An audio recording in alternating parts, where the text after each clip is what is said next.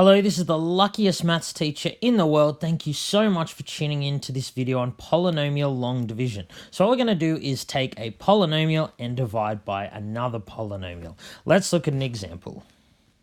So let's say we have this here on your screen. So we have a degree 4 polynomial divided by a linear factor.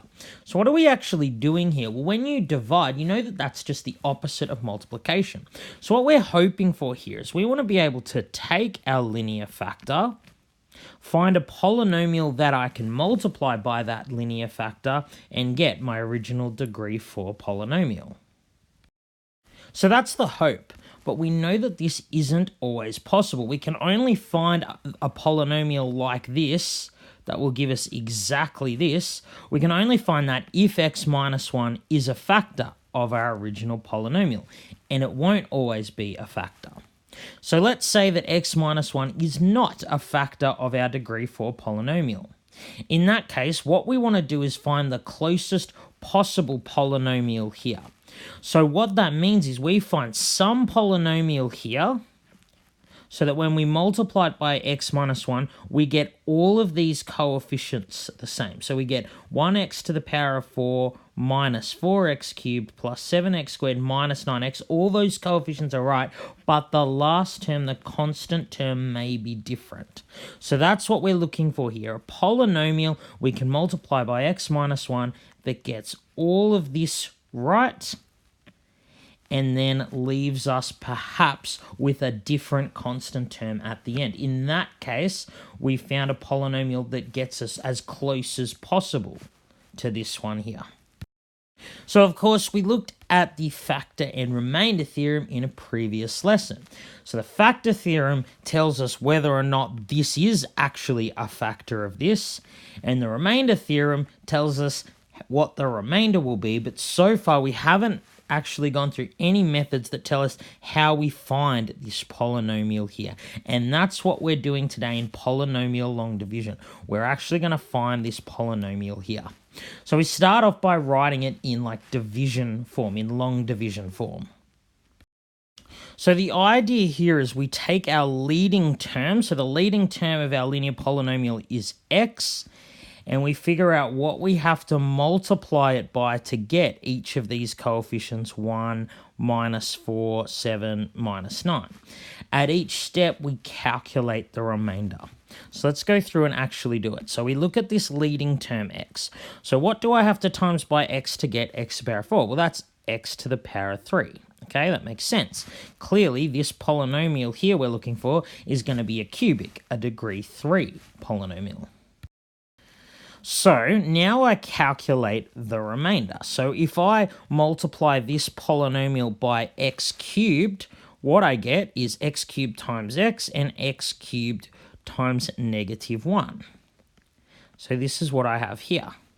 But what I really wanted to do was get to minus 4. So what I'm going to do is calculate the remainder, which is minus 4x cubed minus x cubed. So you always subtract to find the remainder. So that leaves me with the remainder of minus 3x cubed. So now I say, okay, well, what do I times by the leading term x to get minus 3x cubed? So minus 3x cubed divided by x is just minus 3x squared. Now again, I have to calculate the remainder. So I'm going to bring down this term here, positive 7x squared, and see what the remainder will be. So when I times minus 3x squared by this, I go minus 3x squared times x gives you minus 3x cubed, as we predicted.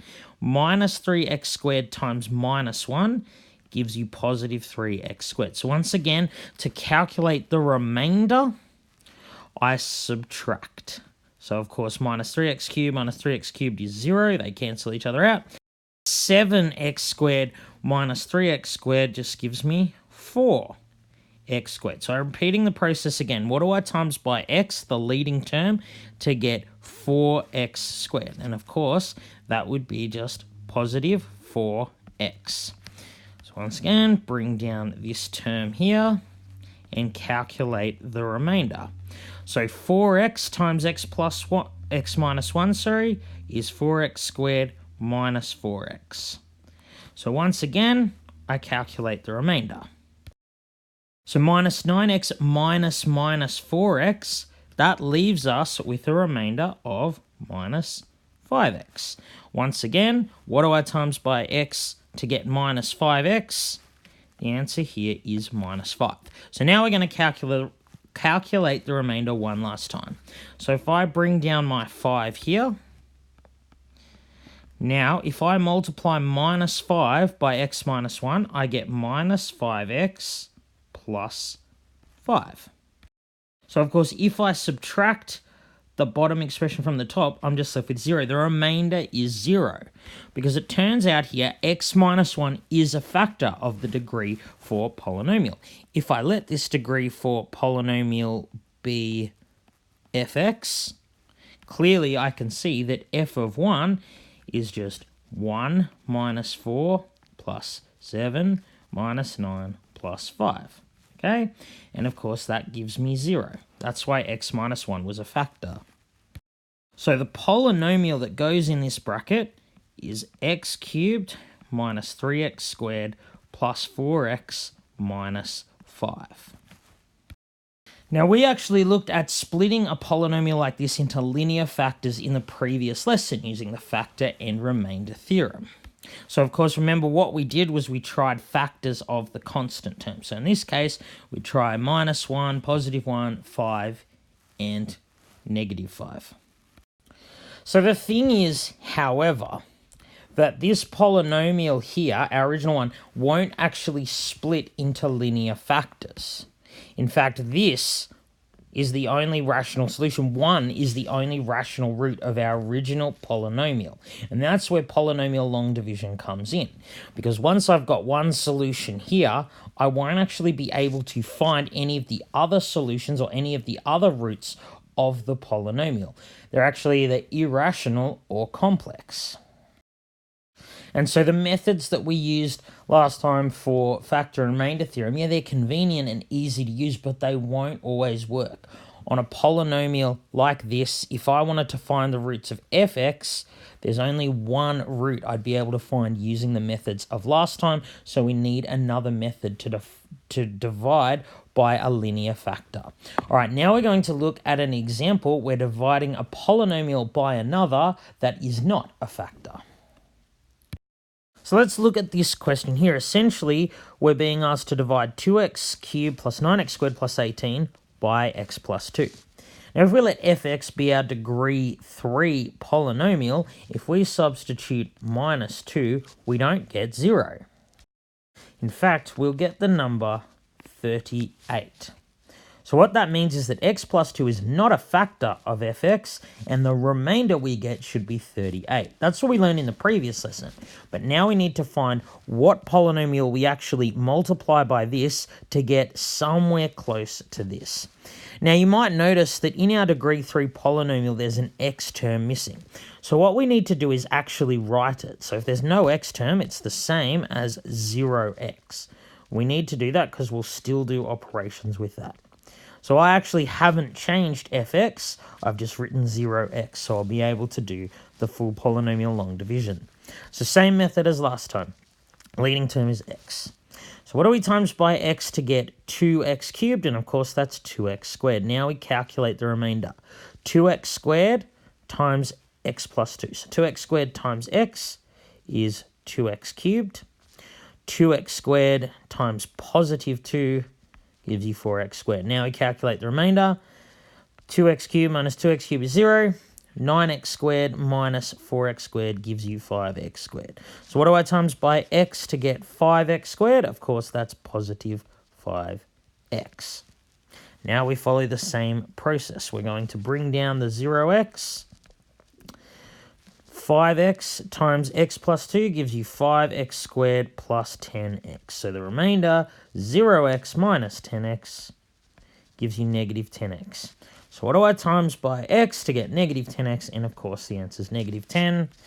Now to calculate the remainder of the whole thing, bring down the 18. And then we multiply minus 10 by x plus 2. So we get minus 10 times x minus 10 times positive 2.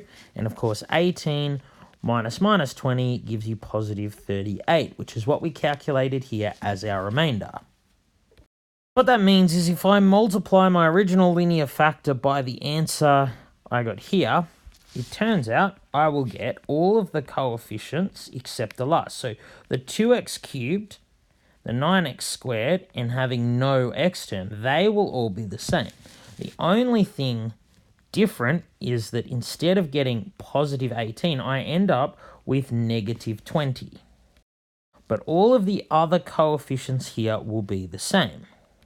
So it means if I take my linear factor, multiply by my answer, and then add 38, I get my original polynomial. So this allows us now to do polynomial division with the remainder. We can divide any polynomials now, much like with numbers. You know, if you divide 36 by 4, you get a whole number 9 because 4 is a factor of 36. But you can also divide 37 by 4, even though 4 is not a factor. You just get 9 remainder 1. So here we took our original degree 3 polynomial and we divided it by a linear factor to get another polynomial plus a remainder. And this will become so much more useful when we do things like graphing, when you're trying to solve equations, etc. So I know this is a very hard process. Please let me know if you want any help or any more examples. Thank you so much for watching. This has been the luckiest maths teacher in the world. Have a great day.